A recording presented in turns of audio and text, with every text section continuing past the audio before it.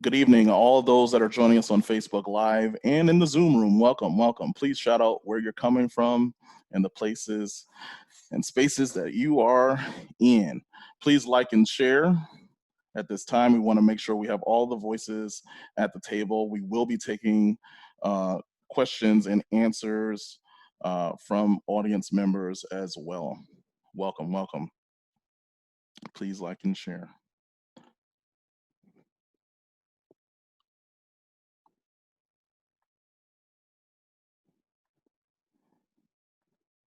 Okay, and at this time, I'd like to once more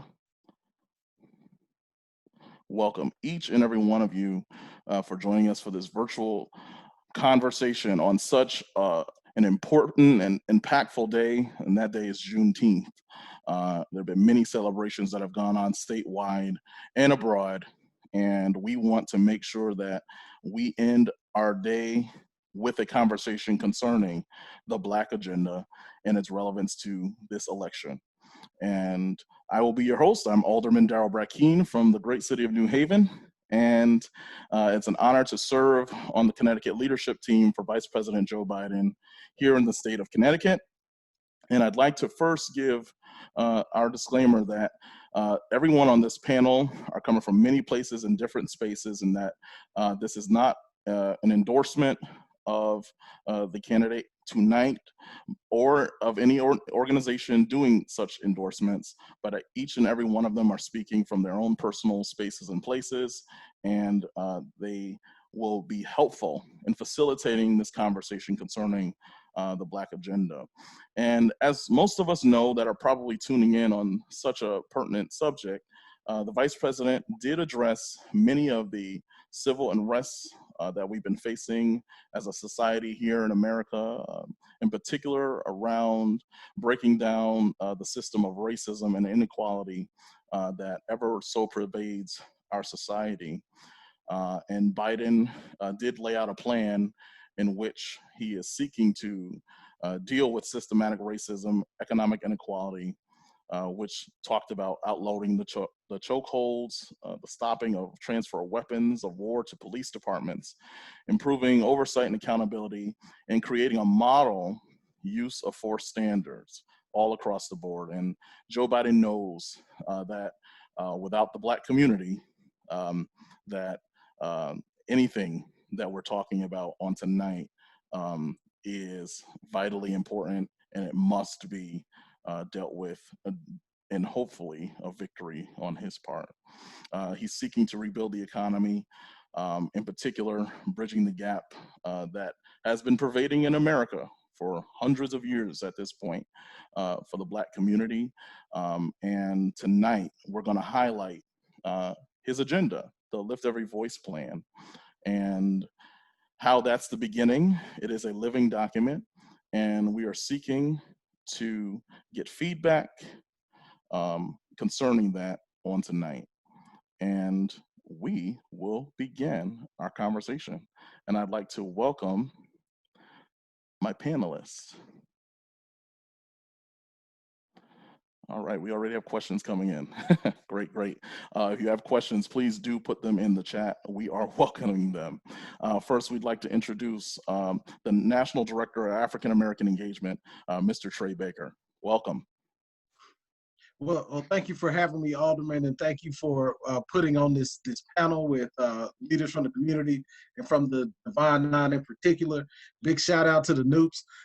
First and foremost, before we move any further in this conversation, we got to shout the Noops out. But also, you mentioned that people are not endorsing. I'm full-throatedly endorsing Joe Biden, and if you can see by my wall, Joe Biden is the choice for me. He's the choice for Mississippi. He's the choice for Connecticut and everything in between. And so what I wanted to talk to you about tonight was the Joe Biden plan for Black America. And the plan for Black America is essentially this. It's a plan that removes the impediments that this country has put in place. And what a day to talk about impediments as Juneteenth, a day where we talk about the ultimate impediment. And so what this plan does is it's, I hearken to James Brown and a lyric. He says, "I don't need nobody to give me nothing. just open up the door and I'll get it myself. And that's what this plan does. It opens up the door and removes those impediments that people have. And so it's divided into 6 pillars. The first is creation of wealth in the Black community. So making sure that there's access to capital, whether it be personal capital for you to be able to buy a home in the way of a $15,000 first-time tax credit, or it's business capital for small business owners and the ability through the Small Business Credit Initiative to get funding for that business. It's about injecting capital into the system.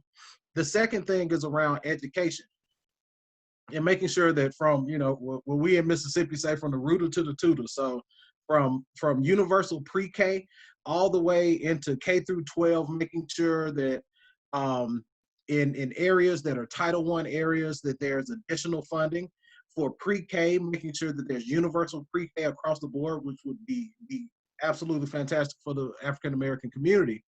And then in terms of higher education, the Vice President wants to make sure that he provides $70 billion of support for historically Black colleges and other minority-serving institutions. Additionally, he wants to do free tuition across the board at public institutions. And the only private institutions that he's going to do free tuition is at HBCUs and minority-serving institutions. And so we benefit both ways, whether you go to Jackson State or you go to Tougaloo, whether you go to North Carolina A&T, or you go to Spelman. There's something in that education plan for us. The third thing is he wants to make sure that healthcare is available across the board. So he wants to embrace what's great about Obamacare and what may be in danger from the Trump administration of coming out of Obamacare. And he wants to put in what he's calling a Joe Biden public option to get millions more people on the roll. In addition to that, he wants to look at it from a career side and make sure that he invests money specifically at HBCUs for those who want to go in the medical profession. It's crazy to think about there are only 3% of the dentists in the nation right now are Black, and 40% of those come from Meharry Medical College. And so we have to find ways of making sure that across the board people have access. The next thing that the Vice President talks about is the criminal justice system and actually putting justice into the criminal justice system. So let me ping off a couple of things that he just wants to do right off top. And the alderman mentioned some of these as it relates to policing. But right out the gate, he wants to shut down privately owned prisons. And so remove the money motivation from putting heads in beds in these jails. He wants to make sure that we abolish the cash bail system, so that just because you don't have the money to get out of jail, you don't have to sit around and rot there. He wants to decriminalize marijuana and make sure that he expunges the records of those who are in jail for minor marijuana convictions. He wants to go on to get rid of the difference between crack and powder cocaine at a federal level. And then in terms of what the policing piece that the alderman was talking about, of course, get rid of the chokeholds. Of course, get rid of militarizing of our police officers. The 1033 program was not meant to do what it's doing, which is militarizing folks and giving them access to tanks and everything else. Before I was on the campaign, I was a city manager in a city in Mississippi. And I used the 1033 program, but what did I buy? I bought desks, I bought washers and dryers for my fire department, I bought file cabinets and that kind of thing that was surplus from the military. The program has to be demilitarized, and the VP wants to do that. In addition, he wants to make sure that there are independent prosecutors for every time that there's a misconduct case involving police. And so this is far and away one of the most important things you can do, because if they're already a team, they're not gonna go against one another. Also, going to the fifth part of this, it's voting rights and making sure that everybody has access to the vote. The Vice President wants to make sure that we put in a legislative fix for those protections that were stripped away in the Shelby case. I'm talking about Section 5 of the Voting Rights Act, the pre-clearance sections. So in states like mine in Mississippi, and we just saw it in Georgia a few weeks ago, as soon as they changed the voting laws, as soon as they changed those voting machines, all of a sudden you got 6 and 8 hour waits to go to vote, and that just shouldn't be the case. You look at states like Colorado. I lived in Colorado for 7 years. I almost got tired of all the ways that they let you vote. You can vote by mail. You can do drive-through voting. You can vote the day of. You can vote early. You can absentee vote. And so that should be the case across the country. And we shouldn't have these long waits, especially in Black areas. And finally, the Vice President talks about environmental justice and making sure that we don't have to live in a certain zip code to have clean air and clean water. He wants to hold bad corporate actors accountable for when they come into our communities and they pollute. So if you come into a community, dump all over the community, you come into the community and you put things in the ground, you take the money away from the community, you should have to be held accountable for your actions. And the Vice President wants to do that. And so that's the plan. As the Alderman said, it's a living document. We're always looking to make it better. As he put the policing theories in just recently, it changed then. As he puts more economic theory into it, it changes then. And so we look to you for your guidance and for your suggestions in this plan. But I will say this, Joe Biden is the first major party candidate of any party, as the candidate themselves, to put forth a platform that's specifically for Black people. And so I want to commend him in doing this, and we're going to continue to move with it, because what we want to do, we don't just want you going to the polls in November with, Donald Trump on the brain. We're all going to vote against Donald Trump. We know that's going to happen. But we want you to have a sheet of paper in your hand or something in your mind and say, I'm going to vote for this. And this plan for Black America is that thing that you can take in with you and say, this is what Joe Biden's going to do. He's going to do this on the first day, and he's going to do this the first 100 days, and he's going to do this in the first term of his administration. And so we want to give you something to vote for and not something to vote against. So I just want to thank you. Thank you to the Alderman for giving us the opportunity to explain it. I'm actually going to have to jump out here, but I know Rosalind from our team is here. And then I'll be back for the question and answer period. So I have to go and do a quick thing. But I'll absolutely be back to answer any questions that you may have at the end of the program. But thank you for the opportunity to tell you about it. And of course, happy Juneteenth to everybody. This is a day where we want to work. We want to honor our ancestors who did the hard things, the really hard things. Like I had a bunch of meetings to go to today, and I was stressed out about it. But I said, man, this is Juneteenth. There are some people who walked this earth who did things much harder than me, so that I could have the opportunity to sit here in my suit jacket and my khaki shorts, which I have on under this, and be able to go and do Zoom calls. And so we are doing the hard things now because people did these hard things before us. And so I just want to tell everybody happy Juneteenth, and then I'll absolutely be right back. Thank you so much, Alderman. Thank you so much. That was a very fruitful and rich. So now we will begin with the introduction of our panelists, and we will start with our first panelist.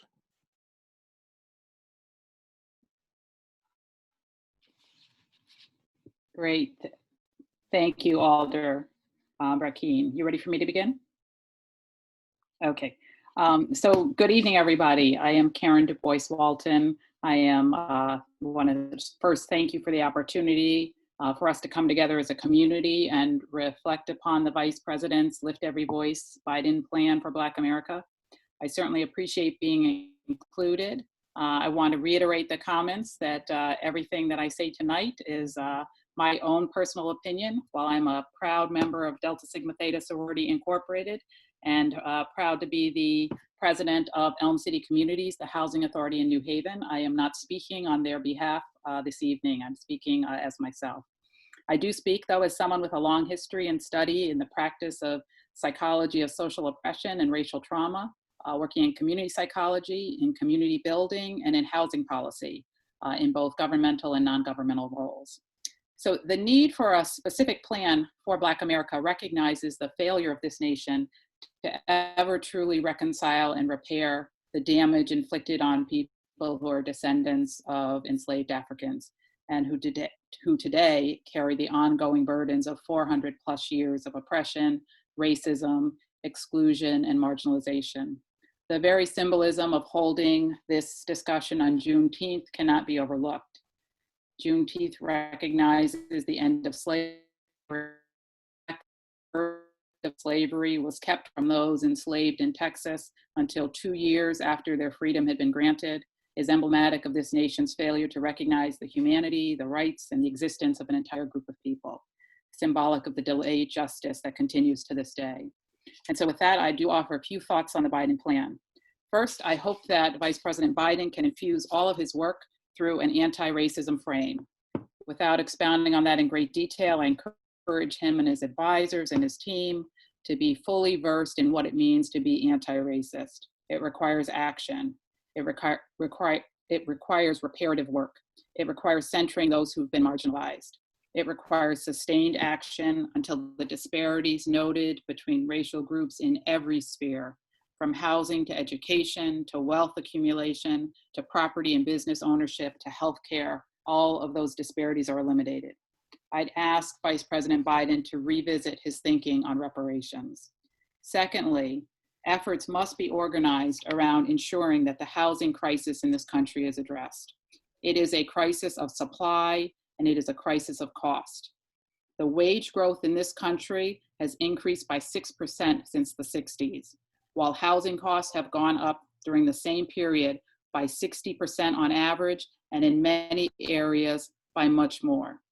Tools to address this must go beyond the continued expansion of the low-income housing tax credit, which he mentions and which I support, but it must also include billions more in voucher programs, because it's only through coupling the two that we really create affordability in housing.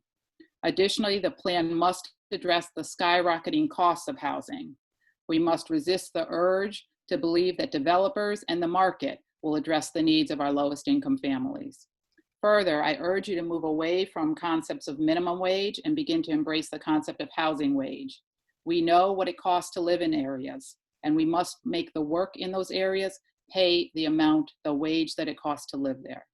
Homelessness can be ended, and I remind you that we could house every homeless person in this country annually for the cost of building one new aircraft carrier. Let's reassess what we prioritize as a nation. Just two more quick points before I close.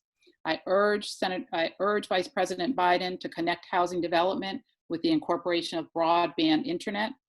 As our communities rely on internet access more and more, this is essential infrastructure.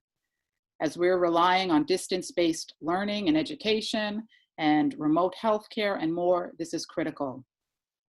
We must acknowledge that distance learning that requires internet access that families must pay for, then fails to be free public education for which every child is entitled. Finally, we hold this conversation in New Haven, Connecticut. New Haven, the city that the website 538.com analyzed in 2016 and determined to be the most representative city of what the United States population actually looks like. A city of disproportionate poverty amongst a state of great wealth. An amazing haven for so many, and yet a place that, according to the Lift Every Voice plan, would be cut out of the prioritized investment that it requires. I refer to the plan's reliance on Congressman Clyburn, a man who I respect greatly, but with whom I disagree with on this point, Clyburn's 10-20-30 plan.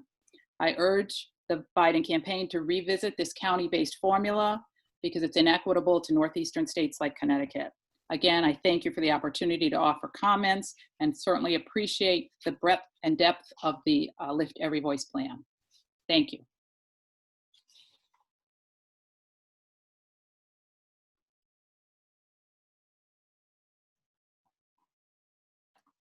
Hi, good evening. My name is Subira Gordon, and I'm I am here in my own, as my own person, but my day job is as the Executive Director of ConCan. And just to reiterate, this is not an endorsement of Joe Biden, but I'm very grateful for this opportunity to be here and talk about issues that are incredibly important to Black community in Connecticut. So for me, I'm really interested in education. And I think for many generations of Black students in America, they've essentially been sold a bill of goods. Education is supposed to be the great equalizer. Yet still, year after year, children go to school, they sit, they think they're learning, and at the end of the day, they graduate and they find that what they have been taught is not what's necessary to be able to move into the middle class in America. Remediation rates for students of color are double what they are for their white peers. Students of color go into debt at twice the amount that their white peers do, and many of them end up going into default for that debt because they're not able to get a job to repay the student loans that they had taken on. K through 12 in America is broken. If you live in an urban center, you are going to a school that for many children, at less than 50% of them are on grade level. And here in Connecticut, in our urban centers, less than 20% of kids are on grade level in our K through 12 system. That for me is a failure of government and a failure of government policy. At the national level, there are many things that the president can do. And there's many things that the president and Congress can do to make sure that states who are not getting kids to the levels that they should be are supported and given the resources. The way we fund education is very problematic. Our education system in Connecticut is funded based on property taxes. So urban areas that have a low property tax base has to rely on state funding to be able to pay for education. And in many cases, the funding that the state is giving is not necessarily what is needed to make sure that children are being able to be educated. As we think about the future and we think about what's happening, and I'm glad Dr. DuBois-Walton mentioned distance learning. We as a state, we went into doing distance learning, and many students in Connecticut did not have access to the internet and did not have a device. So in the 21st century, we know that being able to access technology and being able to work on computers is a function of being educated. However, many of our students do not have access to technology. They do not have access to a computer, and they do not have access to the internet. A computer today is like a book and a pencil. If you are expected to show up and go to school, you should be given the technology to be successful. If we are really, truly serious about moving Black America forward, we have to invest in education. For many years, education was the way that people moved into the middle class. Education was the way that those people who, you were born poor and you were able to get an education, go to college and work your way through college and then get a job and take care of yourself and your family. But for many, especially in my generation, that is not the reality. For many who are spending their time and going to school, end up finding that school is a pipeline into the criminal justice system. And just to say, I think when we're talking about criminal justice, while I support the plan that I see put forth, until those who are killing Black and brown people in streets are treated as criminals, nothing will change. We have to ensure, first of all, we need to take police officers out of schools.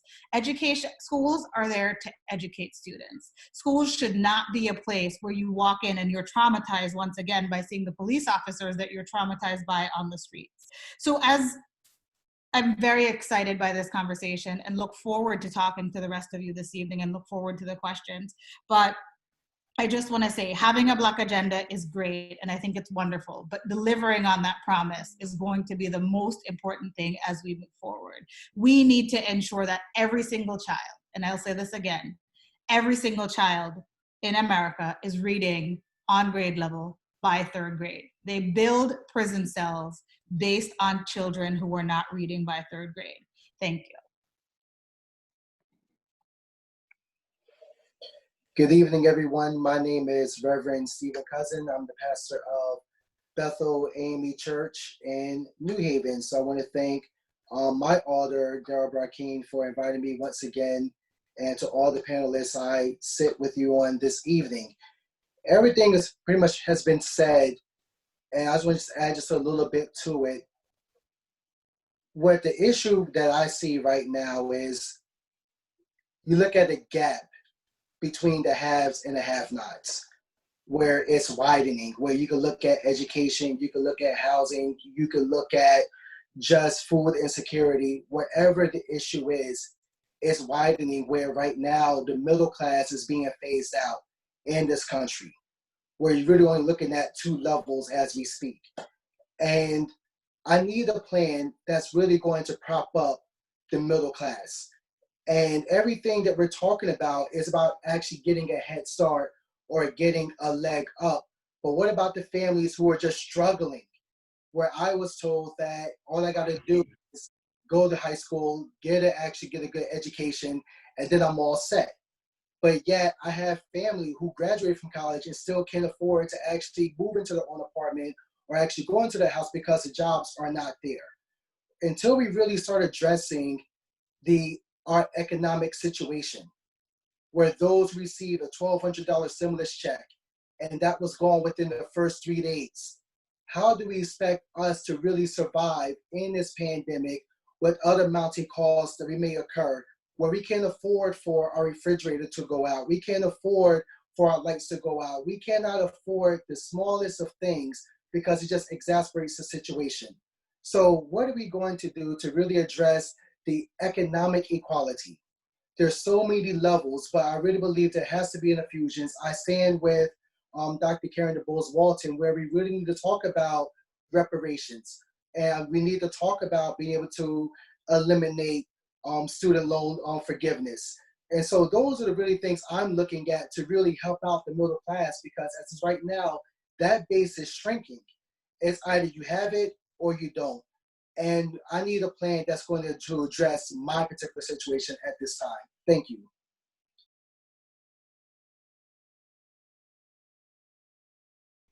Daryl, I think I'm number 4, am I right? Well, thank you once again, Daryl. I think you put an awesome group together. I think that all I can say pretty much is ditto, man. Everybody is just great. There's not a whole lot that I could add to all of the great things that are already said. I guess I should have picked a better number, try to get up to 1 or 2, but 4, everything's been said. So I think I could add a couple things. First of all, my name is Scott X. Esdaile. I'm the state president of the Connecticut NAACP. I'm also a national board member of the NAACP and the National Criminal Justice Chair for the NAACP. It's also ironic that last year I was chosen to be the administrator of the Delaware NAACP. So I'm also in charge of the Delaware NAACP as I'm striving to help revive that state conference. The interesting thing is that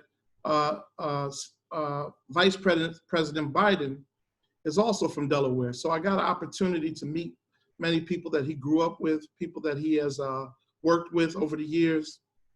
And it's a similar situation to Connecticut. We worked with State Representative Brandon McGee and the Black and Puerto Rican Caucus around the 94% Summit.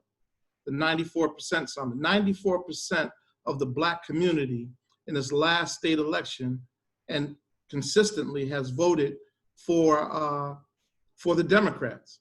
94%. And once again, to whom much is given, much is required. And we are looking for meaningful results and a meaningful return on our political investment. Many young people are very concerned about this upcoming election. I've had the conversations with them, and those are kind of like the Bernie Sanders followers and also the Elizabeth Warren followers, right? And a lot of them during the beginning of the presidential campaign, they were pushing for free education, free college tuition. And they were really supporting that movement. And many of them would say, oh, your socialist government, where's the money gonna come from? Then when the COVID crisis comes, there's money everywhere. Trillions here, trillions there. They just printing money like they can't stop printing money. So they can find the money for corporate welfare, but can they find the money for the young people and the poor people, the communities that we serve? I think that is a legitimate argument that we need to bring forth before the Biden team, and they need to address that particular issue around young people supporting them and them getting a return for their vote. And they're screaming and hollering for support around free tuition, and we need to address that particular issue. Not only address it, but to deliver for them. If they are to deliver for Biden, Biden must deliver for them. That has to be clear. And I have these conversations with the young people, and I'm advocating for the young people, and I want to make sure that I stress that in this particular discussion. There's so many of things that you guys have already addressed, but I wanted to make sure that I tapped onto that. And also, as the National Criminal Justice Chair for the NAACP. We worked on the Million Jobs campaign for the formerly incarcerated, all right? And what we've done is analysis of the jobs in urban areas across America. So when the factories pretty much went overseas, the hospitals have become the #1 employers in urban areas, right? And when we do an analysis of the boards of the hospitals, right? And these are huge economic engines. Billions of dollars are floating through these healthcare institutions. When we do an analysis of the boards of the hospitals, 99.9% white. When we look at the senior management positions of these hospitals, 99.9% white. When we look at the mid-level, the doctors and the nurses, and the supervisors in the institution, once again, 99.9% white. So we need to, and these hospitals are in our communities. They're in our communities. The people drive in from the suburbs, they get these high-paying jobs, and then they drive back out to the suburbs. And I'd like to say this last, and then I'll let the conversation flow. But I think this is extremely important because you all have brought up the issue around economic development. And I've got to be honest, excuse my language, there's a lot of BS around that, all right? I want to talk very frank to you, Daryl, and I think you need to bring this message back. When we look at the healthcare institutions, we look at the governments that we have supported. Now, once again, the governor is Democrat in Connecticut, 2 U.S. senators are Democrat, all congressional seats are Democrat, and all the state elected officials are Democrats, right? So they're all in power, right? And 94% of the Black vote helped put them in power, right?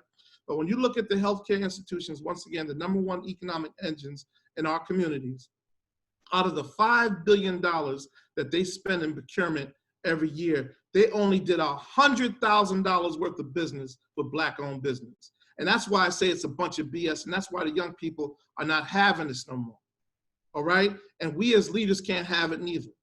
If we got to hold Biden his feet to the fire on this particular issue. All right, it's great for us to be in these positions, but if we're not bringing the measurable results back to our community, it's sad, sad situation, and we do not need to be in leadership positions if we cannot deliver. And we collectively have to fight to bring resources to our communities. Our communities are suffering. During this COVID-19, we were the most individuals that were laid off. We were the most ones dying. We're the most ones sick. We're always the #1 suffering. And it's imperative that we fight internally and externally to get better results for our people. So I thank you for giving me the opportunity. And I'm looking forward to working with you. Once again, I'm not able to endorse, but I'm definitely on the ground. I'm definitely willing to fight. And I'm definitely willing to be a voice for the young people and for our communities. Thank you. So I believe I'm number 5, am I? All right, perfect. First off, I want to thank the alderman and also a distinguished man of Alpha Phi Alpha Fraternity Incorporated. I know we have some noobs on here, so I just got to remind them who was first, but that's fine.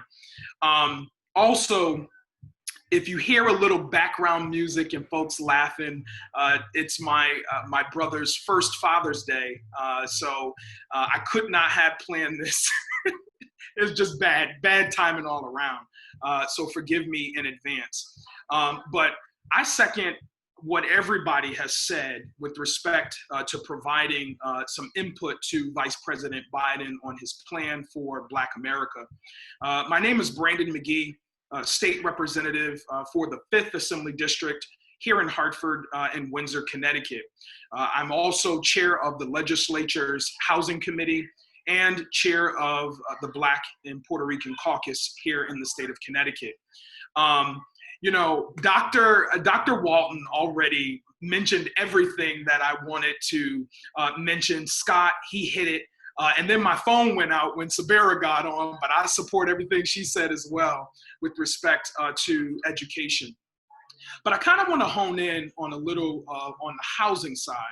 And I just want to read some notes that I have prepared. Some days ago, perhaps even a month ago, brought yet more grim economic numbers with 2.98 million Americans filing for unemployment over the last maybe week or so. And that was again back in May. That makes for 36.5 million claims since the beginning of the corona virus crisis, though millions, no doubt, have not managed to make it onto the program rolls or are not receiving benefits even if they have. A recent Federal Reserve study found that nearly 40% of households making $40,000 per year or less lost a job in March. That's on the high end, y'all. There are some folks in our community who make less than $15,000 a year. Millions of people are already unable to afford their rent or mortgage payments. And tens of millions more will be unable in a few weeks, I will say, if nothing changes. So not only am I speaking to the need for Vice President Biden to step up when he becomes president, I'm also speaking to many of our leaders here in the state of Connecticut. There is something that has to be done in short order to support many of the residents in this state when it comes to housing.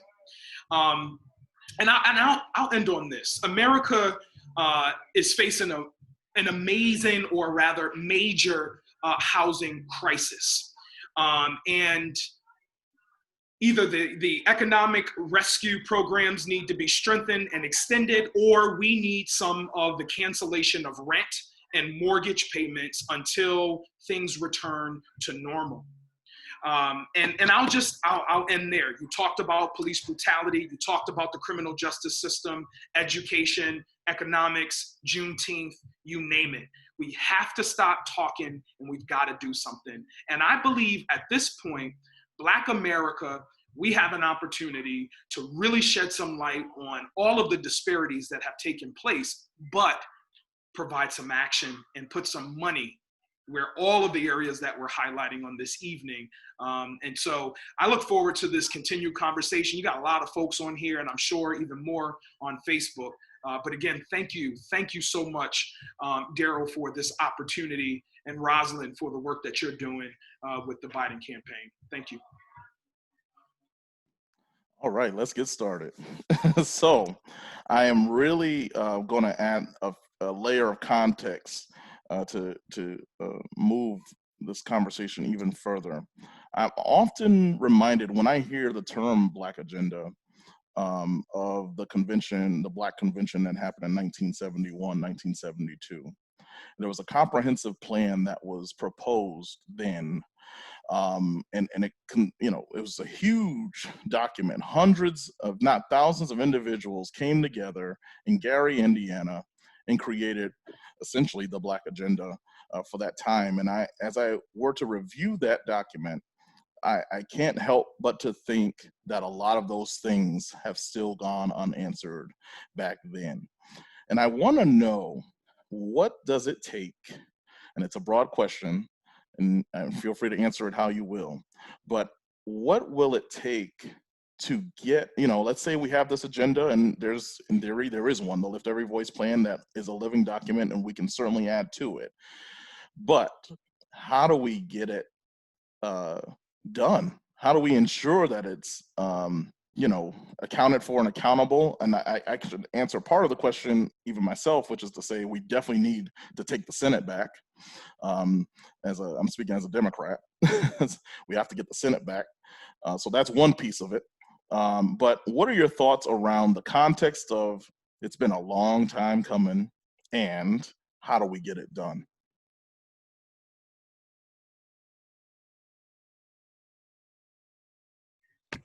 I guess I'll just jump off in it real quick. To get it done, you actually, alluded to it. Really, it all comes from voting, and really being able to expand our voting rights. I've always said that for African Americans to actually still have to be considered to be reauthorized after a certain period of time, that kills us in terms of we're beholden to what the legislature is going to do if we're going to get reauthorized or not for our voting rights. We have to really try to make it permanent. That way we have to revisit it ever again. Also, we have to look at restoring voter rights to those who are just now re-entering into society from prison, where right now you look at voter suppression that's happening all over the place. So when you talk about what can we do, it really has to start with voting and actually making voting a priority. We always say, don't waste your vote, but I pose the question, there are some people who cannot afford to go vote. If we're really serious about voting, how come it's not a holiday where everybody has off? And a quick story, 2016, I was at the airport going to visit my grandfather in Chicago. And there was a flight attendant, and the question was asked to her, is she going to be able to get off to go vote? And she said, I have to work a double shift. I cannot afford to go to the polls. For some people, them being able to vote or not voting is taking money away from them as opposed to putting food on the table for their families, being able to actually put gas in their car to go to work. So if we're really going to talk about voting, let's really make it a priority and not just say, you can vote before you go to work, you can vote during your lunch hour, you can go to vote after work or stay in long lines. Why not let's actually look at a plan to make sure that every voice is heard and every voice is counted. So I would start by that to get any plan through. I want to build on this moment. Oh, I'm sorry. I want to build on. Okay, I want to build on this moment that we are in right now. A moment where the country's eyes are open to things that the Black community has been talking about, protesting about, raising voice about for 400 years. And in this moment of time, there are eyes focused on this, and there is conversation happening, and there are people asking, what can they do in this moment? And we cannot lose this moment. So things happen through coalition building. People vote when there's something for them to be excited about. And so coalition building and candidates and platforms and policies that speak to people's needs, that excite them, brings folks out. And this moment to deal with the racism that pervades this community, if we could peel away the layers of racism, we would begin to see that there are more who should be aligned around the kinds of things that are in this plan than are not, right? That the majority should be aligned behind the kinds of policies that are in this. But society is developed in such ways that it's pitted groups against each other, so that folks tend not to vote their own interest because they see that and intentionally vote against their interest because items have been labeled as Black issues, working class white issues, middle class issues. And so I think there's a language and voter engagement that needs to happen around this in this moment that helps people see the commonality of issues, that there are things in this plan that absolutely benefit Black America, but there are things in this plan that working class white Americans would benefit from this, that our Latinx neighbors would benefit from this. And so there's got to be a way in which people recognize that this is not about this group gets something and then therefore there's less for me, but that there's a way to see this as building a movement, a coalition that will expand the opportunity for all of us. And so I think there's an opportunity to do that, and that's a huge responsibility on the Biden campaign to deliver in a way that creates some excitement among the voting base, that people see their needs reflected in this, see a path forward in this, and develop some excitement. I appreciate this can't just be a vote against one party. It's got to be excitement and a desire to vote for something. And there's an opportunity to do that in this moment. And I certainly hope that this campaign is able to do that. I know, Brandon, you had your hand up, so I'm gonna let you go. No, please, go ahead. Just don't say what I'm thinking. No, sir. I think Karen is right on it. I think that she hit the nail right on the head. But if I could just add that I think people are past, just hearing, you got to get out to vote. because once again, there has to be a return on the investment. And if you look at our communities, we've been voting historically, and we voted for the Republicans when we first had the opportunity to vote, and then we vote for the Democrats, and it seems like our community is still looking the same way. So the issue is elected officials delivering to the communities that we represent. And we cannot continue to let them get away with getting the vote and then forgetting about us until the next election. So I say this, is that I think it's imperative that the Biden campaign, as Karen has said, that we're gonna have to excite, talk to the issues, be concrete in reference to what we could deliver and what we can't deliver, and then work collectively to get the measurable results. We have not been seeing that. We have been fooled and tricked for many, many elections. Many of the Democrats have done us wrong. I remember fighting for Jahana Hayes. It was Democrats that were fighting against Jahana Hayes being the first Black Congresswoman. And it was the NAACP that fought side by side with her to get into the position that she's in now. But let me just be clear.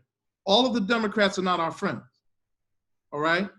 And this is not, an anti-Democrat thing or anything like that. I just want to be honest with you. We have to hold their feet to the fire as long as we're giving them 94% of our vote. We have to come back with measurable results to our community, or the Democrats are going to be in a serious problem, because young people are not having it. And if you see across the country, they're a different breed. They are not playing games. They're very intelligent, they're intellectual, they have access to information at their fingertips. They can Google anything and Google anyone and check you out and check your voting record and check everything about you. So we have to be serious, we have to be real with them, and we have to make sure that we have concrete plans and bring concrete results. And I would take those comments a step further and really hone in on the importance of capturing the moment. We are in a movement. I went to a rally today. There were probably over 3,000 young people. They organized it. And what I'm getting at is, and this is a call to action to Black leaders on all levels and all spheres of influence, we have to begin holding people accountable, telling Mr. Vice President Joe Biden, this is what we want. We demand it. We demand it, Mr. Baker. And we're going to support you while you are in those rooms that we're not able to be a part of. I too, as an elected official, I'm kind of tired of the talk as well. And so at this point, we've got to apply pressure where pressure is needed. And so while we're talking through Joe Biden's plan and we're talking about what Black America needs, and we've been saying this for decades, it's time to push it. And if we continue to look through the lens of traditional campaigning and politics, as it were, all we're doing is finding ourselves going just like this. But I honestly believe we are in a really, really good place to take advantage of what's going on. And I echo what Mr. President Scott Esdaile has already said. There are some Democrats who they take us for granted, and we've allowed for them to have their foot on our neck for a long time.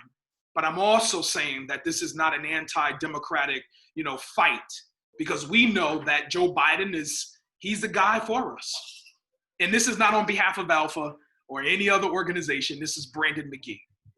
And we have to do a great or a better job educating our constituencies so that they have the information as well. Anyway, my wife told me I was preaching, so let me stop. I do want to jump in there and say I appreciate that comment, if I can, because as I said, I think at the beginning, we absolutely need inside operators. Me and Roz are on this campaign, but we need outside agitators. We need people who are going to push this campaign and let us know what what the campaign not doing for Black folks. Because guess what that does? That empowers us on the inside to go and say, hey, I can't help my folks telling me we need this, that, and the other. Rosalind Glenn, who's on this meeting today, she was a part of the group in South Carolina that pulled this thing out and moved Joe Biden forward. And it was the South Carolina team that said, hey, we can't follow your regular old Democratic playbook. we know our folks down here in South Carolina. We know our folks over here in this part of South Carolina. We're gonna do it our way. And when we empower our folks and we start to understand our community and our needs, and we start speaking to our communities, that's when we win. That's always been the case. When we start speaking to the actual needs of the community, that's when we can get something done. So, it's never an adversarial thing for me when folks criticize the campaign. I need that to empower me to go and say, hey, they say we ain't spending no money in such and such state for Black folks. We need to spend some money in such and such state for Black folks, because that's how we get them out. So I think you absolutely should still hold the Biden campaign, the Democratic Party, everybody's feet to the fire, and make sure that everyone's doing what you have to do. I saw Joe Biden come down here right in Mississippi, and he told a church full of folks, one, that the Black community is responsible for him being here, but two, that he wants to earn the vote. He doesn't get anything by right. He has to come out here and earn it. And so absolutely make us earn it. But then once we earn it, come out here and vote with us. Well, let me say on behalf of Connecticut, I'm sure Daryl is advocating, we need some money on the streets. So send those folks here. Send Joe Biden here. We need some money. And in what I will say too is that, we also have to understand the demographics and how everything lines up. And so Connecticut is one of those places that's going to be an export state for us. And so once we get people who are there, we want to send you elsewhere to some of these swing states and make sure we mobilize you across the board. And so as it relates to resources, resources will be given, but definitely within the structure of what the strategy is. So no, we appreciate that, and we'll take it back. And let me jump in here and say too, we've heard a lot about the young folks or the younger folks, and we have probably about 3 weeks ago, we launched what we're calling League 46. And that is headed up by Simone Sanders, who is our millennial, I'll say, guru, along with Vince Evans and a couple of our other folk who are young and in that age range where you're right, they're not taking, nothing. They are putting their foot down. They're saying this is what we need, and that movement, which is what it has become, is really kind of fueling this campaign. So we're excited to see that group of folk, and any of you who are interested, you can go to the website and click on the League 46 and get connected with that group, because they are planning, they're mobilizing, they are giving us and adding content to this plan and to all of the policies that Vice President Biden is putting forth. So we are building that momentum.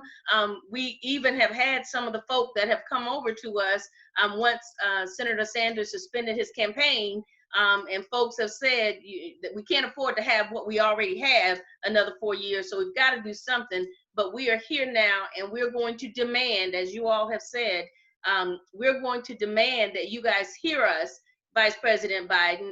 And to Trey's point, he is listening, and Trey and I, we're not letting him off the hook, because as he said, we get out here, we're front facing, we hear what you guys are saying, and we're back at the table saying, hey, we got to do something different for our community. So we do have the energy, and it's building, and we are using that momentum to try to engage the young folk and get them on board. And the campaign itself, we have a lot of young folk on the campaign, and everybody on the campaign. If you look at the campaign, it is a very diverse campaign.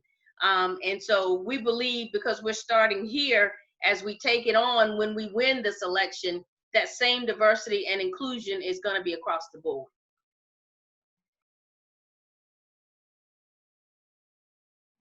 All right, thank you so much. And actually, this is a good moment to plug that our Connecticut chapter for League 46 will have our initiated event next week, June 25th, for Black and Latinx voices in particular. We're starting there, and then we will open it up in the months ahead for all young professionals to join the Connecticut chapter. So I will say we do have a Zoom event. Feel free to follow up on that. I would like to read a quote to bring this conversation even to an even greater level and reference a shout out, Babs Rawls-Ivy. You have a great statement here, and I had a quote that correlates with exactly what you're talking about. And it's from Dr. Martin Luther King. He stated this in his writing, "Where do we go from here?" And the quote said that there are already structured forces in the Black community that can serve as a basis for building a powerful, united front. He references the Black church, the Black press, Black fraternities and sororities, and professional associations. And in this modern context, I would say that we have a few more. There's social justice leaders that are all represented here statewide, from education to housing to the church to whatever. And how do we look at the blueprint from folks like Dr. Martin Luther King and move this movement forward? And you know, I know we've highlighted just a little bit, but I want to go a little deeper and talk about how do we collaborate as different entities who are possibly competing for same dollars. Let's get real here, you know, nonprofit organizations in particular. How do we come together and make sure, without a doubt, that election time happens, we get out the vote in Connecticut and New Haven in particular, we show up. But oftentimes we're overlooked. Different discussion. How do we, as leaders of organizations, come together and make the impact that needs to be had? Can I touch on that, Darryl? And I've worked with the NAACP and the Divine Nine and the Black churches, and I've been working collectively for many, many years with these allies and these relationships. But once again, as you had stated, New Haven has a huge turnout statewide in reference to our state elections. We're usually top one, top two. But in reference to the follow-up, in reference to making sure that local government and making sure that corporate America does right by our people, make sure that the healthcare industry and the hospitals do right by our people. We need to challenge the hospitals, once again, in reference to what I had stated earlier, in reference to making sure that many of these Divine Nine members are on the boards of the hospitals, on the boards of the banks. You talk about housing and mortgages. We need to be on the boards of the banks. That's where the mortgages come from. We need to also make sure that we are in all powerful positions in corporate areas and in the nonprofit areas, and making sure that the dollars get to the communities that we need. When we look at our relationship in politics, right? And we look at our relationship with the Democratic Party, and we look at our relationships with those that are in power, and we look at our communities, we got to say, we got to do better. And we need to put our talented 10th up in these positions. And when you get in these positions, you can't forget where you came from, right? You just can't sit up there like a trophy and just be a rubber stamp. You got to challenge and speak truth to power and make sure that there's a change that comes back to the communities that you represent. You're not just supposed to be up there, just be the first Black this, the first Black that. You have to bring results back to the community. And that's when we start seeing the change and start seeing the results. But we definitely need the Divine Nine and those Black clergy and those Black fraternities like the Masons and the Elks and all those different organizations to be involved in making sure that the results come on the back end, I want to jump on that. I so appreciate your comments, Brother Scott, right on. And I also want to highlight this opportunity because we have the ability to be speaking to the Biden campaign right now. And so I want to keep holding him to task, his campaign to task about, right, the ways in which he can support the kind of efforts that you're making, the ways he from his position can support ensuring that boards are a representative, right, that there's an effort that he can make as well around that. And I want to make sure that we're raising up the notion that we expect out of the Biden campaign. I expect out of the Biden campaign and a Biden administration an approach to this that operates out of an abundance mindset and not a scarcity mindset. We are left so often scrambling for the crumbs that fall off to the table in our communities when there is great wealth in this country. There's enough wealth in this country to take care of all the needs that have been outlined in this plan. If we pay attention to the amount of corporate welfare that happens and manage that, if we begin to have a tax policy that is appropriate, where those who have the billions are paying their fair share for and allowing the services that are throughout this country to be funded appropriately. You know, I keep going back to this notion that we could house every homeless person for the cost of an aircraft carrier. These are choices we make in a budget, and we're asking for an abundance mindset, that the things we're asking for are the absolute essential things for a strong community. And we want to hold Biden administration responsible for ensuring that those kinds of things don't get pushed aside under a belief that there's not enough money in this country to do these things. It is a matter of prioritization and prioritizing and centering those who have been marginalized and left out for too long. And so again, I ask that he give real thought to reparation mindset, and I ask he gives a real thought to an abundance mindset as opposed to scarcity.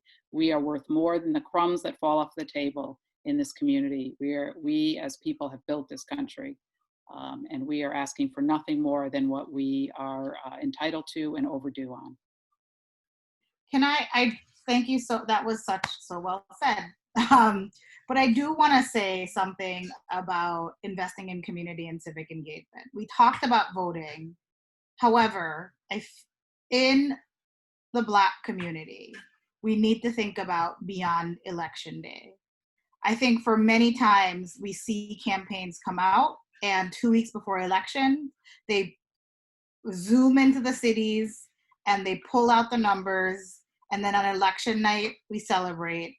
And then on Monday, communities still don't have jobs, and all the lists of things that we talked about before. What I would love to see is a commitment that beyond election night, if the results go in the way that the Biden campaign wants them to go, there needs to be some commitment to the communities, not just from these are the policies that we're going to be passing at the national level, but how are you going to commit to communities to make them understand that you care and that they have a seat at the table? And that comes with ambassadors that are coming into the communities.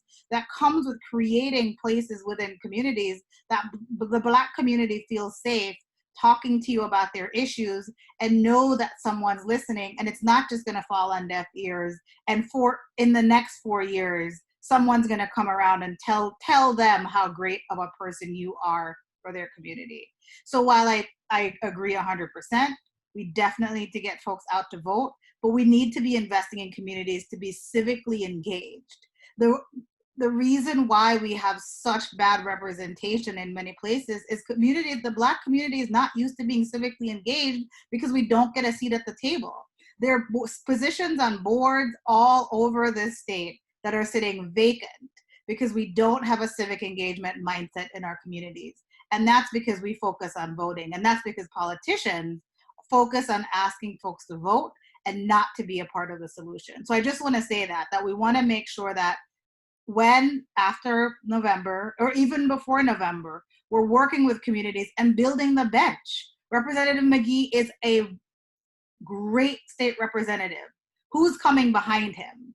Who's the person on the bench to replace him? Who's the person who's going to take over when our current leaders are no longer there? I think we do a really good job of propping up the people that we have right now. But if you look one step behind them, we don't know who is going to replace them. So we need to talk about investing in the Black community so young people feel engaged and feel like they have a seat at the table and they can one day be the next Joe Biden. They can one day be the next Representative McGee. They can one day be any one of us sitting on this call, but that takes engagement and having our communities believe in us.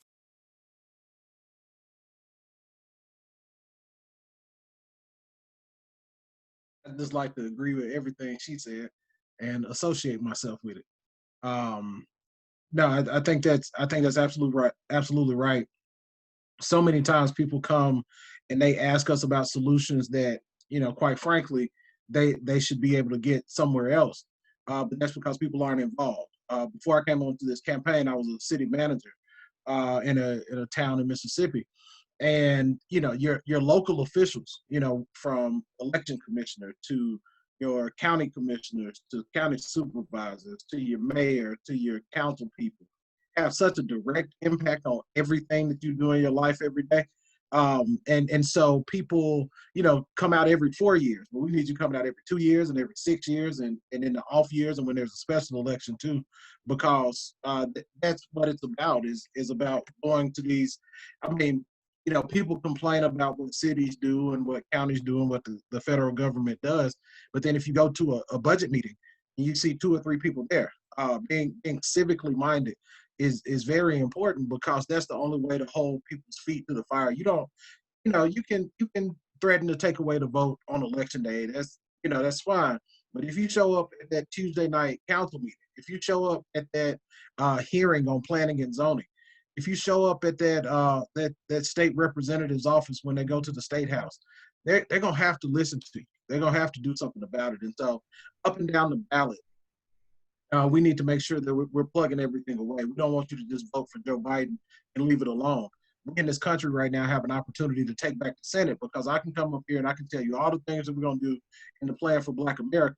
But if we don't have a Democratic Senate, if we don't have a House to get these things passed, then you know, who knows? You may never see any of that. Joe Biden has promised to also have or told us that we're going to have a Black woman Supreme Court nominee, and I mean, we have to think about what it looks like across the board, not just Joe Biden. This is about who's going to be the USDA state director for the state of Connecticut. This is about who's going to be on the Farm Service Administration. This is about who's going to be the deputy director of this and that agency that helps you to do what you do every day. So across the board, we do have to think civically minded about what the scope of it looks like. Are there going to be people like Rosalind attached to the Biden administration who are going to be able to help understand the people and understand the needs? And that's just vitally important. So I just want to speak. Hey, Trey, can I interrupt you for a second? Yeah, go ahead. And you down in Mississippi now? I am. Make sure you give a shout out to my man, Derek Johnson, man. That's my man.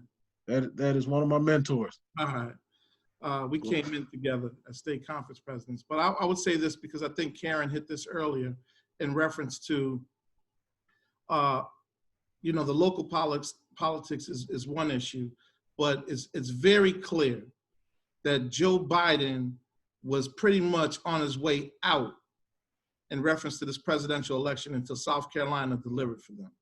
So the Black folks in South Carolina delivered him, and there's no way he would be in the position that he's in now if it wasn't for Black people, hands down, right?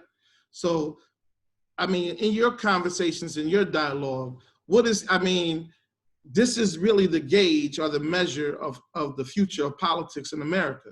What is he saying to you that he's guaranteed to deliver? I understand the Senate and all that other kind of stuff, but what are the things that he's saying to you all that he's guaranteed to deliver to Black people due to the fact that we've delivered so much to him? So, well, I think that's a good question. And I think first and foremost is within the campaign, a seat at the table to make decisions about where things are going and what we're doing.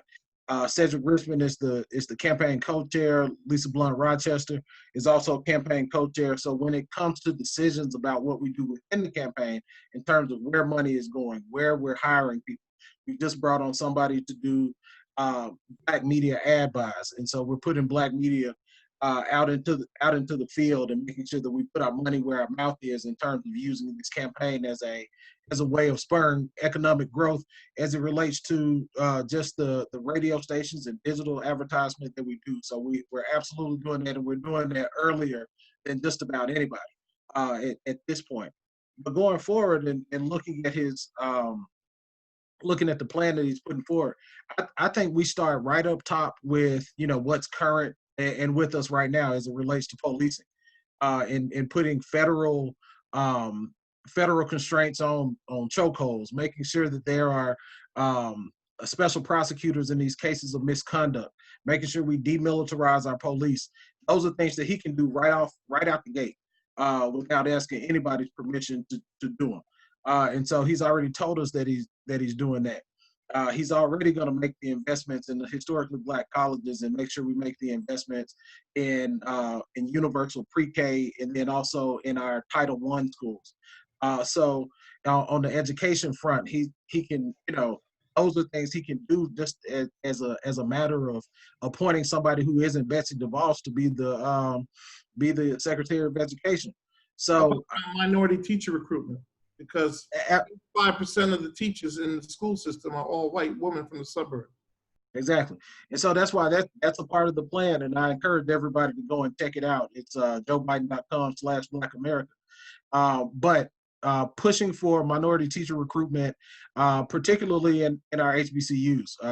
The Vice President believes, and we know, that it makes a huge difference if you see a teacher who looks like you and who you relate to. I'm the son of a high school principal, and people tell me every day that they, while Mr. Baker might have got on their butt, they understand it now and they relate to it now because of who he was, and it made a big difference in their life to see somebody. And so in terms of that, that's a part of the plan to push for more diversity in our schools, because that's the only way that we can push for people to know about Juneteenth in the first place, is to have people who recognize it. So that's incredibly important to what we do.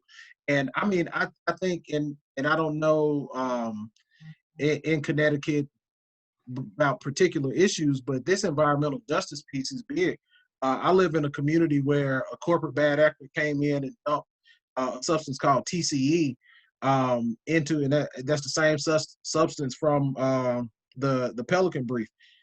So that same substance, they dumped into our neighborhood, which was a middle-class Black neighborhood, and then they went away. And then it's been hell on those folks to try to figure out how to actually get something from this corporation that's been hiding behind this and that veil.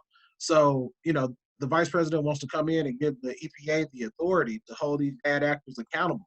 That'll make a big difference for the folks in Grenada and Eastern Heights. That'll make a big difference for the folks in Flint right off the bat. And that's something that he doesn't have to ask for whatsoever. So I think on day one, he's going to be able to come in and at a pen stroke, be able to change the lives of plenty of people. And then on the criminal justice side, just going through, getting rid of privatized prisons, getting rid of the cash bail, decriminalizing marijuana, and expunging the records of those who have marijuana convictions. I mean, just those three things, just boom, boom, boom, is going to change people's lives across the board. If you mind, if I were to just jump in for a second, I hear a lot of talk, no matter when election season comes, where you hear presidential candidates say from day one, I'm going to do this, do this, do this. And it never really happens. And so, it's easy. I always say it's easier said than done. And from my perspective, it's going back to Bab's point. We just can't wait on the government to start doing stuff for us. There are things we've been doing right now. And if you look at the African American community, where we have diverse groups, but if I'm going to be honest here, we fight with each other, where there is a lack of trust, within each organization. Where, Scott, you talked about the talented 10th being in the room, that's W.B. Du Bois, but Booker T. Washington believed in grassroots. And so there was a division between just those two ideologies. And so all I'm saying is this: we need everybody, but we can't trust one another. Put the egos aside. Get away the hidden agendas. Even in the church, where back in the early 90s in New Haven, there were pastors who were going to come together and actually put all their money at one particular bank. And the board of that bank said, you know what, if you do this, we're going to give you a spot on our board. The deal fell through because we couldn't decide who was going to be that board member, that's going to represent the clergy. And so when we start talking like this, we really have to understand, are we willing to work together? No matter what class you're from, whether you're poor, you're rich, educated, uneducated, from the north or the south, can we really truly build a strong coalition? Because too many times we're always looking for one particular voice to represent numerous voices within the Black community. So how are we able to just say, you know what, it's not about me, it's not about you, I don't care who gets the credit, I just want the work done.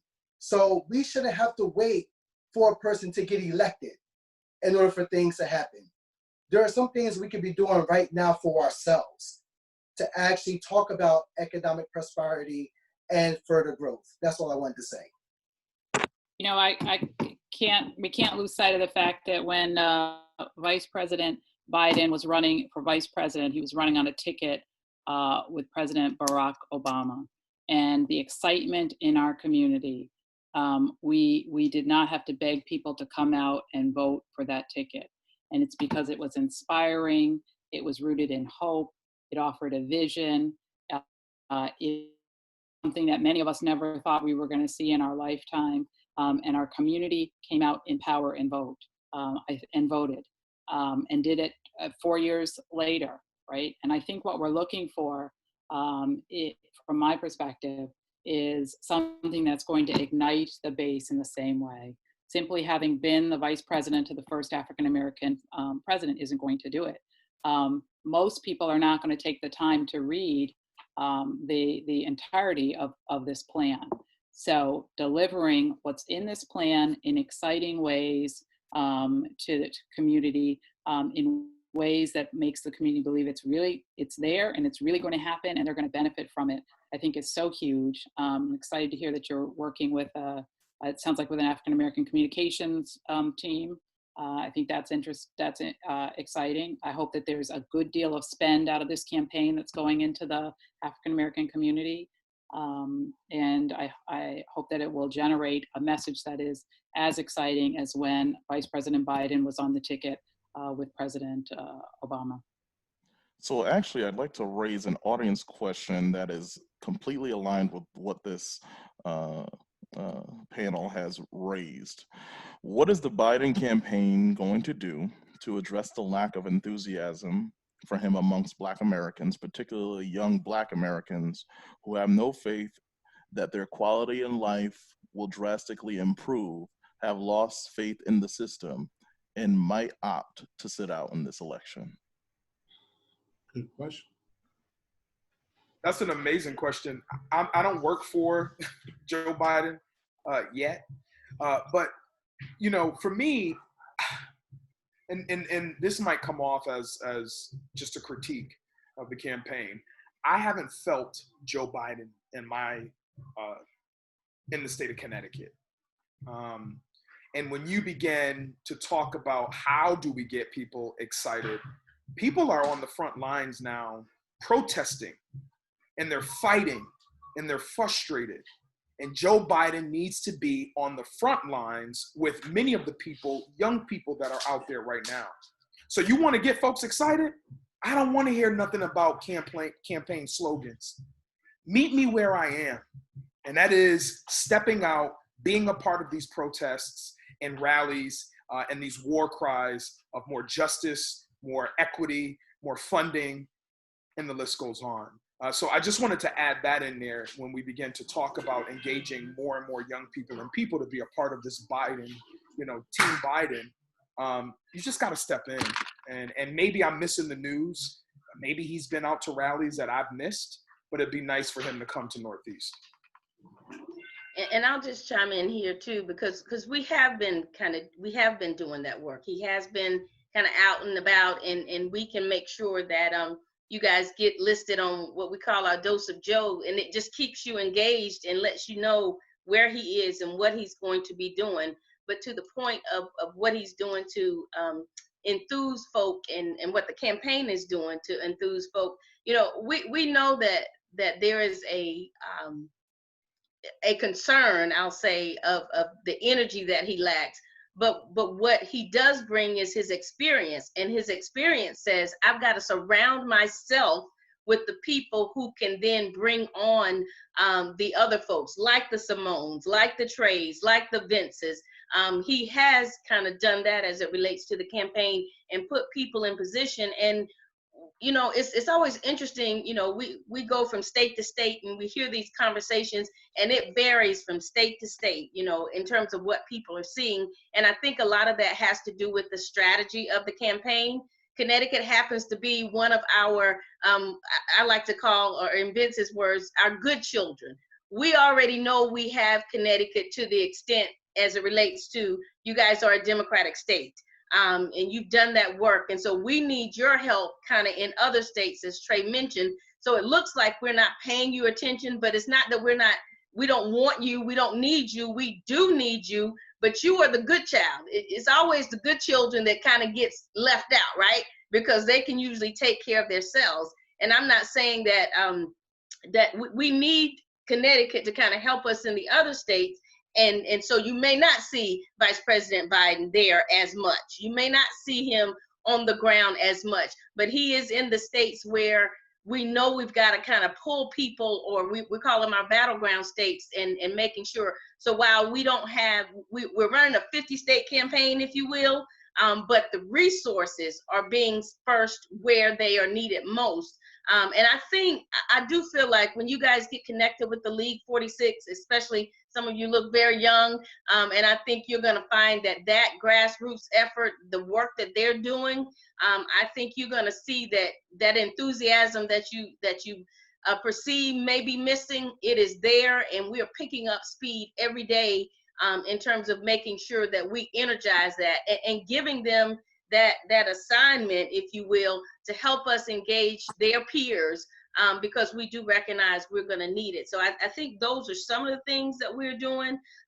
We have been, you know, kind of out, I'll say on the ground, not literally because of this COVID environment. We've been doing everything virtually, but we've been hosting virtual sessions like this all across the country with Vice President Biden and Dr. Biden and some of our super surrogates that have been on the calls and have been kind of energizing folks and keeping people abreast of what's going on with the campaign. So we do have, the energy is picking up, and Vice President Biden recognizes the need to have that younger crowd in his camp, and I think we're working on that day by day, and we're open to your thoughts and suggestions if there are other things that you think we should be doing as well.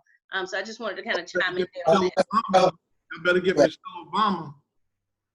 Say that one more time. Better get Michelle Obama. Right. We're actually, for those of you, we're doing a grassroots fundraising effort on Tuesday with President Obama. So if you haven't seen, if you go to the website, you'll be able to kind of take a look at that link. But it's going to be, I think we had more than about 36,000 folk already signed up for that. It's going to be on Tuesday at 5:15, I believe. And a call much like this one that we're on right now. So if you could join us for that, it's going to be President Obama and Vice President Biden back together again.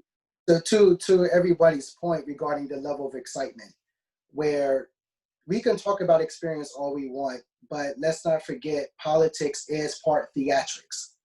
Where don't forget where President Bill Clinton, he actually rose to fame when playing the saxophone on late night television. And President Obama, he sung at the Apollo that went viral. And so when you look at the level of excitement, let's be real here. You have number 45, President Trump, holding a rally in Tulsa, Oklahoma, where you got people camped out for days just so they can get inside. He's already exciting his base. They're already getting fired up. And really, to a point, I really believe that the base will be fired up. It all depends on who's Biden's VP pick is going to be. And I really believe that's going to be the infusion of the level of excitement, where we saw Klobuchar just actually recently withdrew her name from running, but also said it needs to be a woman of color. Now, it all depends on who's that going to be that can really rally the base at that level, because Trump doesn't really need Pence to actually fire up his base. But I really believe that VP pick is going to be critical to fire up the Democratic base.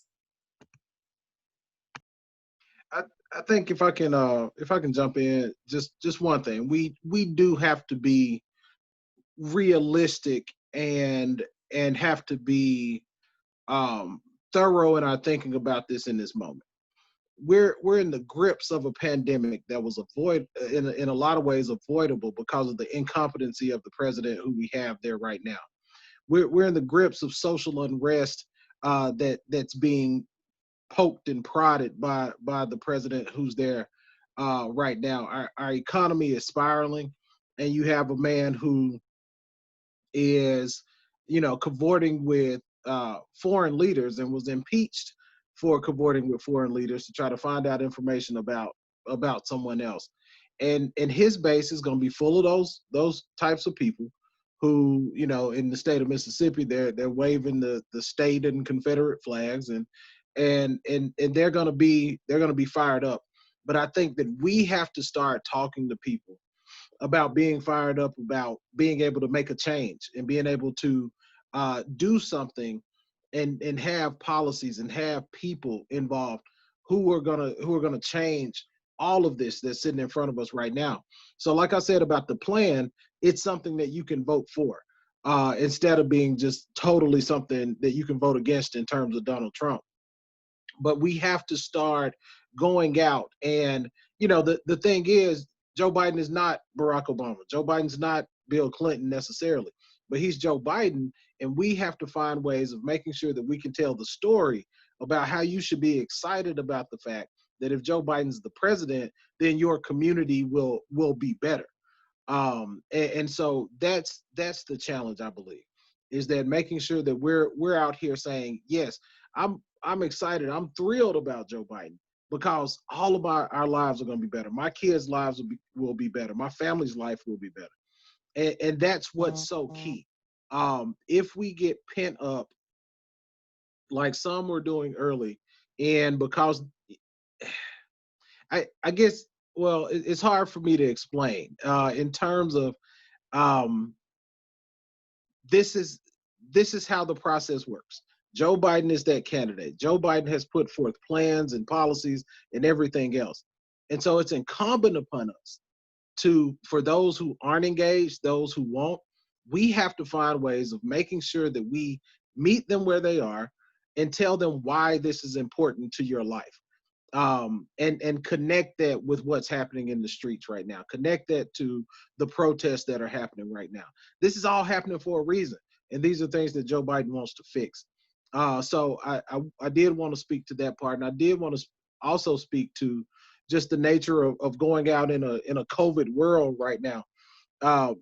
Donald Trump is about to be in Tulsa, Oklahoma, putting thousands of people's lives at danger.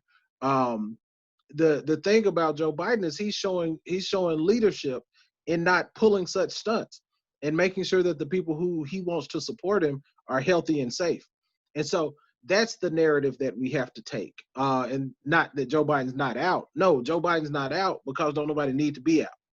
And that's we have to start preaching as a campaign and as people who support us, that the narrative is about someone acting presidential versus somebody being a circus clown. So that's where I am on it. And I think that there are things to really be excited about and be hopeful for. But we have to flesh them out, and we have to make sure that we're communicating that with the folks out here in the streets. Okay, well, on that note, I will say that this is a loaded conversation to even have to begin with. So I want to say that this is actually the second in the series entitled The Connecticut Black Agenda. Last week you had statewide faith-based leaders having this very exact conversation in which the campaign absolutely took back any questions and information that was addressed on the calls, and they will do the same tonight. And also I want to give them the opportunity to be able to raise up anything else that we might have missed or you would like to all mention.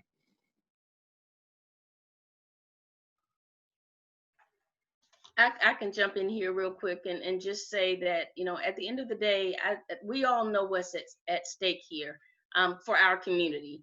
And we all have a vested interest in making sure that our communities rise out of this time that we're in better than when we came into it. And we have two choices. We have two choices. We've got the current president, or we've got Vice President Biden. And, you know, my pick is Vice President Biden because he gives us the best chance. Now, to President Scott's points, you know, we've got to hold him accountable. And I believe and have been able to hold him accountable to what he said, even now on this campaign as we're doing the campaign work. And I believe his character speaks to his ability to be held accountable. He's not a man that shirks responsibility. He's been doing this work all of his life. He got into politics on behalf of Black people. And while, you know, we could run down his record and show, you know, areas where he's done some things really, really right, we can probably run down and show some things where we could have done them a little bit better. Even some instances, I saw a question, I think, around the crime bill. That same crime bill that we kind of, you know, push back on for him on is the same crime bill that brought to us community policing. So while we may have had some unintended consequences there, the greater good came out of that for our community. And so I'm just asking us, as we have this conversation, as we hold each other accountable to what it is that we need for our communities, that we keep in mind that we've got to position ourselves for the very best outcome. And I just believe in this day and time where we are, that Vice President is our very best outcome. Vice President Biden is our very best outcome. And I can speak for myself personally, and I believe for Trey as well, that in the work that we're doing, we are holding him accountable to what we're saying. If we're out here front facing and we're sharing this information with our community and we're giving them hope and we're giving them our message that this is the work that we're doing for the sake of our community. We're not just happy to be at the table. We are happy to be at the table because we are making differences. So we need you all to kind of help us in the work that we're doing, to talk to your family and friends and those people who are, you know, threatening to sit out, because we do know that there are people in our community that are threatening to sit it out. And we need to explain to them what that will absolutely mean if they sit it out this time. And so I appreciate this conversation. I've taken lots of notes as I've listened in. Thanks you, Daryl, for your work that you're doing there in Connecticut, and all of you for sharing your thoughts with us. And we'll continue to do the work, and I'll end my comments there. Thank you. And I just want to thank the alderman for having us. Thank you for all of you. I've really enjoyed this conversation and enjoyed talking to you. One thing that Rosalind will do is she'll speak truth to power. So when she says she is taking something back to Joe Biden, you better believe that Joe Biden's going to hear about it. So I definitely commend her for the work that she's doing and the work that she's done previous to this. We've got a job to do, and we're going to need absolutely everybody to do it. And we want to go in, with a consolidated front, everybody unified and putting forth something that's going to change this nation. So thank you for all of the work that you're doing. And thank you so much, Alderman, for just really staying on it. I don't know if, I know the panelists know about that, but for the folks out there listening, the Alderman does, just a ridiculous amount of work, making sure that these happen, making sure that the panelists know what they need to know, dealing with folks like me who may or may not show up. And so he does great work. And so we just really want to thank him for being one of those folks and being a leader for us out there. And also to the state president, to Scott, I texted Derek Johnson and told him that you said what's up. Thank you so much. Anyone else? Okay, seeing that all hearts and minds are clear, I guess I'll give the announcements. What we're doing tonight is just an example of what organizing can be done by anybody. So I really want to encourage everybody, in particular in the state of Connecticut, but if there's folks, well, actually there are folks nationwide that are watching, it's really easy. All you have to do is go to joebiden.com, and at the top of the website, you'll see a Take Action page. Right there, you'll get you can get digital organizing training absolutely free. There's an entire build out on how to engage communities, and you can have real, honest dialogue, conversation virtually. And this is the way that we need to do it in this particular time due to COVID. So since we can't go knocking on doors necessarily right now, this is our next best thing, using social media and the power of your emails, text messages, and whatever way, phone calls, you're able to actually set up phone banking, all kinds of things by using the Joe Biden website. I encourage everyone to please go on there and do so. There's a couple of events that are coming up here in the state of Connecticut. And again, we want to center, over the last month or so, we've been centering Connecticut voices, in particular Black voices. We want to center that as we engage in this conversation, because we really want to see the Vice President deliver in November and beyond. So on June 25th, we will have our first Connecticut Black and Hispanic Young Professionals Happy Hour / panel conversation, where we will be featuring Vincent Evan from the campaign. That's actually going swimmingly well. We have a great statewide presentation. You won't want to miss that. It's the beginning of our League 46 here in the state of Connecticut. On July 14th, we will be convening all Connecticut volunteers near and far just to do a virtual check-in and to try to organize the movement here in Connecticut, so that we can also move out, hopefully, to a battleground state such as Maine or Pennsylvania. So that's the hope. Hopefully we can come together again and decide where we want to go. If we want to go both places virtually, let's do that. And maybe, hopefully, as things lighten up, who knows, maybe there may be a bus trip. I don't know. So we shall see about that. In July also, we will convene an entire Connecticut Young Professionals virtual happy hour and action meetup for everyone, all progressives, young people who would like to begin to engage in League 46 and this work. Also on July 23rd, we will convene Connecticut Faith-Based Conversation as an interfaith community conversation for all walks of life. That will be happening on July 23rd. And thereafter, on July 29th, we will have a Connecticut Educators and Educational Advocates meeting and convening on July 29th. And from thereafter, we'll be having many virtual phone banks and so on. So there's a lot of work happening. Unfortunately, it's all virtual. So, we really have to like and share. Let's all engage, especially in the panelists. They're top-notch experts across their fields. Let's follow them. Let's like their products. Let's push it out. Let's talk about the Black agenda and really making Black Lives Matter by supporting Black business, Black nonprofit, just across the board. Let's really start living this thing and stop talking about it. So anyway, that's the end of my rant. Thank each and every one of the panelists for joining us. This has been an awesome conversation, but it's not going to be the last. Hold us accountable to ensuring that that is true. So have a good night, folks, and happy Juneteenth. Bye.